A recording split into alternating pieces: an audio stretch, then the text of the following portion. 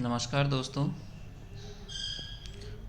आज के इस वीडियो में हम अब्राहम मास्लो के आलोचनात्मक मूल्यांकन और उसकी 21वीं शताब्दी में क्या प्रासंगिकता है, क्या उपयोगिता है, इसके बारे में बात करने वाले हैं।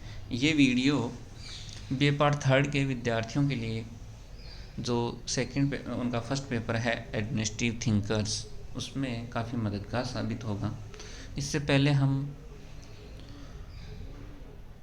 अब्राहम मास्लो के जो पिछले 2 दिन के वीडियो हैं उनमें अब्राहम मास्लो के आवश्यकतापद सोपान और उसकी क्या उपयोगिता है, साथ ही उनके आवश्यकताओं और समाज में उनकी महत्व या वैल्यूज़ के बारे में क्या संबंध है, इनके बारे में चर्चा कर चुके हैं। आज के इस वीडियो में हम अब्राहम मास्लो का क्या कमियां रही है, उसके आलोचनात्मक मूल्यांकन और 21वीं शताब्दी में उसकी क्या प्रासंगिकता होगी, इनके बारे में इस वीडियो में चर्चा करेंगे। तो सबसे पहले हम इसमें जो बिंदुवार हम समझते हैं कि कुछ कमियां, हालांकि इन्होंने अपना जो मोटिवेशनल थ्योरी है आवश्यकतापद सोपान की बहुत अच्छे से प्रस्तुत की, लेकिन फिर भी कुछ बिंदुओं में हम इसकी आलोचना जो वैज्ञानिकों के द्वारा बताई गई या हम अनुभविक रूप से देखते हैं, उन बिंदुओं की सहायता से हम देख सकते हैं। पहली इनकी आलोचना ये की जाती है कि व्यक्ति की जो आवश्यकताएं होती है वो अनंत होती है। बहुत सारी आवश्यकताएं होती है, इन्होंने 5 या 6 भागों में इन आवश्यकताओं को बांट देता है। लेकिन मनुष्य का व्यवहार बहुत बार अलग अलग तरीके से प्रेरित होता है और इन आवश्यकताओं को अगर हम 5 या 6 जो आवश्यकताएं हैं, जो जैसे उन्होंने बताया था भौतिक आवश्यकता या शारीरिक आवश्यकता, दूसरी आवश्यकता उन्होंने सुरक्षा की बताई थी, फिर समाज की बताई थी, सम्मान की बताई थी और आत्मसिद्धि की आवश्यकताएं बताई थी। तो इस प्रकार इन 5 भागों में फिर लास्ट में एक प्रेरणा उत्प्रेरणा और 6वीं आवश्यकता भी बताया था, इस प्रकार बांटा। लेकिन हम अगर देखते हैं व्यक्ति बहुप्रेरित होता है, इन 5 में अगर हम सूचीबद्ध करें तो वो संभव नहीं है। व्यक्ति की आवश्यकताएं बहुत सी होती है।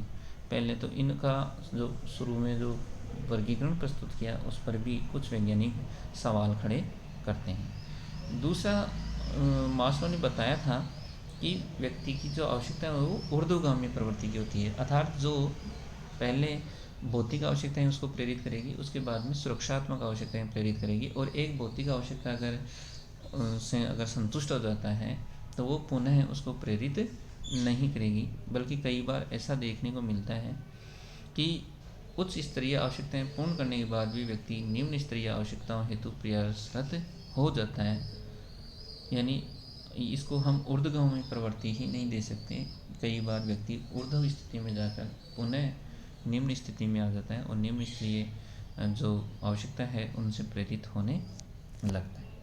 तीसरी इनकी आलोचना होती है वो ये होती है कि वास्तविक विश्व के अगर एग्जाम्पल्स को हम देखें तो इनसे ये स्पष्ट होता है कि व्यक्ति एक समय पर एक आवश्यकता के स्थान पर कई आवश्यकताओं की पूर्ति करता रहता है। तो जो इन्होंने वर्गीकरण प्रस्तुत किया उस पर सवाल ये चीज़ खड़ा करती है। जैसे कि आवश्यकताओं की पूर्ति का कम ऊर्ध्वगामी होने के स्थान पर क्षैतिज रूप में भी होती है, ये हम इससे निष्कर्ष निकाल सकते हैं। पुनः कई आवश्यकताएं ऐसी होती हैं जो एक सामान्य व्यक्ति में जीवन भर बनी रहती है, जैसे कि सामाजिक आवश्यकता।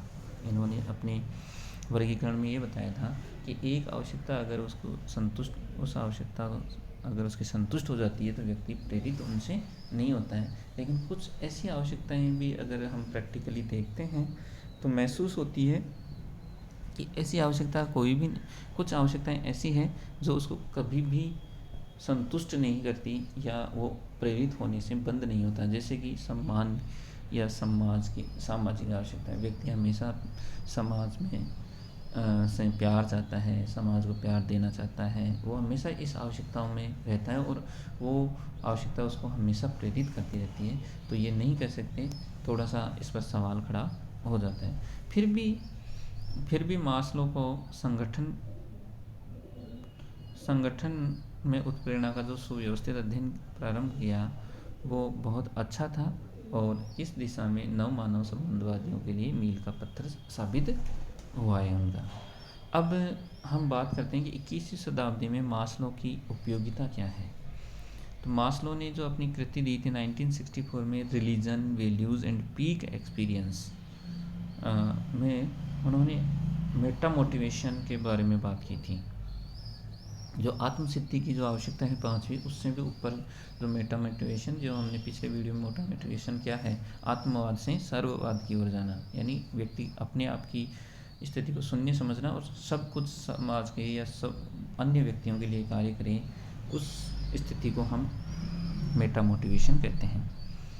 मास्लो कहते हैं कि प्रेरणा या मेटा मोटिवेशन की स्थिति चरम आनंद या पीक एक्सपीरियंस की खोज है। इस आवश्यकताओं को प्राप्त करने के बाद व्यक्ति हर प्रकार की आवश्यकता और चेतना से शून्य हो जाता है। लेकिन मास्लो इस आवश्यकता का पूर्ण विश्लेषण उस समय नहीं कर पाए। उल्लेखनीय है कि मास्लो भारतीय योग दर्शन और बौद्ध दर्शन से गहराई से प्रभावित थे।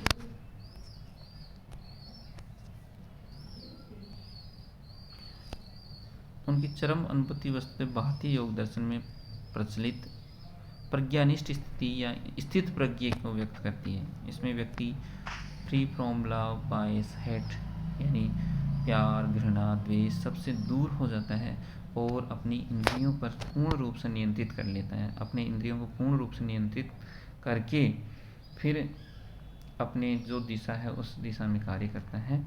तो मास्लो के योगदान को वर्तमान संदर्भों में पुनर्विश्लेषित किया जा रहा है और समकालीन अध्ययनों से स्पष्ट होता है कि मास्लो की चरम अनुभूति वस्तुतः व्यक्ति के राइट ब्रेन के सक्रिय होने के कारण होता है। व्यक्ति में लेफ्ट और राइट दो ब्रेन होते हैं। राइट ब्रेन बहुत कम सक्रिय होता है, कुछ व्यक्तियों में राइट ब्रेन सक्रिय हो पाता है। तो उसके लिए वो कुछ अपना एक्सपीरियंस किए, कुछ अपना रिसर्च किए। कुछ दुर्लभ मामलों में ये स्वयं में भी हो जाता है, जबकि कुछ मामलों में भारतीय योग दर्शन में इसे योग क्रिया के द्वारा सक्रिय करने की बात की गई है। समकालीन प्रबंधन के विद्वान जैसे हैरी एल्डर ने मास्लो की शोध को आगे बढ़ाया। फिर अपनी कृति थी उनकी द राइट ब्रेन मैनेजर 1998 और थिंक लाइक ए लीडर 1999 में उन्होंने प्रबंधकों में तनाव मुक्त और सृजनात्मकता को बढ़ाने हेतु राइट ब्रेन को सक्रिय करना आवश्यक माना है।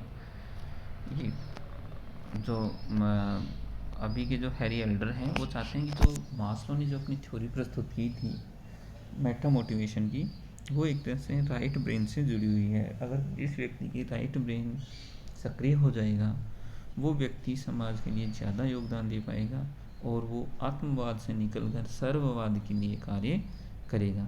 इसलिए आजकल के जो संगठन हैं उनमें ऐसे व्यक्तियों, उनके राइट ब्रेन को जगाने का प्रयास किया जाना चाहिए, ताकि उनमें क्रिएटिविटी आएगी और इनोवेशन लाएंगे। और क्रिएटिविटी और इनोवेशन अगर संगठन में आएगा तो वो अन्य संगठनों से 2 कदम आगे होगा।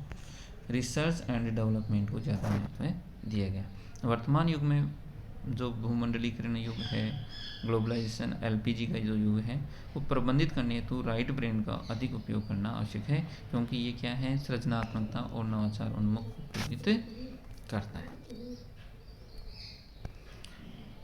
इन्होंने बताया कि अनावश्यक तनाव और विचारों को दूर करता है ये राइट ब्रेन, और इससे बेहतर गुणवत्ता और उत्कृष्ट निर्णय प्राप्त हो पाते हैं। उल्लेखनीय है कि भारत में इस तकनीक का उपयोग आईएएस के भूतपूर्व सदस्य थे डॉक्टर प्रेम शरण द्वारा अखिल भारतीय सेवाओं के प्रशिक्षण हेतु एक नए प्रतिमान को विकसित करने के लिए किया जा रहा है। इन्होंने अपनी कृति right brain management and the need of have in government 2002 में इस प्रतिमान का उल्लेख किया और इसे बाद में प्रशिक्षण का शरण प्रतिमान कहा गया।